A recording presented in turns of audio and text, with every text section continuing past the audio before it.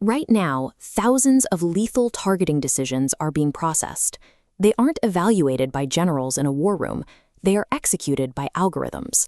We hold elections assuming the politicians we vote for actually run the global order. But operational control of modern warfare, intelligence, and public discourse has quietly shifted to a small, private network in Silicon Valley. Peter Thiel is the primary architect of this movement.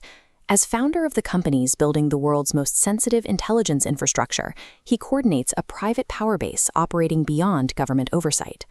To understand why his network is actively bypassing democratic processes today, we have to look at the environment that first forged their worldview. This massive transfer of power to private technology companies is the deliberate execution of a decades-old ideological blueprint. Thiel and his most prominent ally, Elon Musk, spent their formative years in southern Africa during the 1970s and 80s. Thiel grew up in Swakopmund, Namibia, while Musk was raised in South Africa. They were raised in societies defined by apartheid, an environment where it was standard for an insulated elite to hold total authority over a disenfranchised majority, operating entirely without public consensus. Thiel later carried this mindset into his adult doctrine, writing that he no longer views freedom and democracy as compatible systems. This disdain for pluralism shapes his business philosophy. Thiel argues that competition is for losers, asserting that societal value only emerges when a founder builds an absolute monopoly that dictates its own terms. This ideology treats democratic consensus and public debate as dangerous inefficiencies that stand in the way of technological supremacy. To exert control without needing a public mandate, this network focused on the extraction and weaponization of raw data.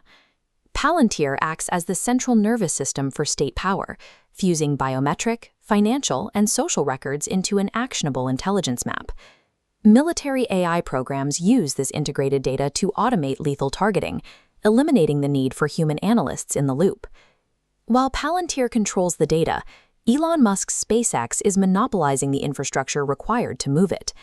By launching thousands of Starlink satellites, Musk now owns the physical communication grid required for modern warfare. Together, these platforms form a unified, privately owned surveillance and behavioral control grid that operates entirely outside the public eye. The network has recently moved from operating outside the government to actively merging with it. They have spent millions to install political allies like J.D. Vance into the highest levels of executive power.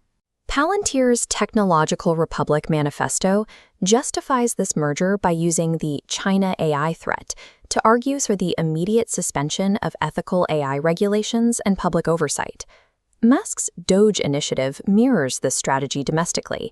It seeks to centralize federal tax and citizen records under algorithmic management, effectively applying military data tactics to the civilian population. These combined efforts target the removal of antitrust laws and ethical guardrails under the guise of increasing government efficiency. Ultimately, this movement aims to capture the state, transforming public agencies into permanent clients dependent on private technology monopolies. The expansive open horizon of the early internet is rapidly shifting into a rigid and inescapable metallic cage. In this environment, civic agency evaporates. Algorithms treat individuals as data-producing serfs, harvested to maintain a new kind of digital fiefdom. We are granting unelected tech lords the unilateral power to alter global discourse or military intelligence with a single algorithm update.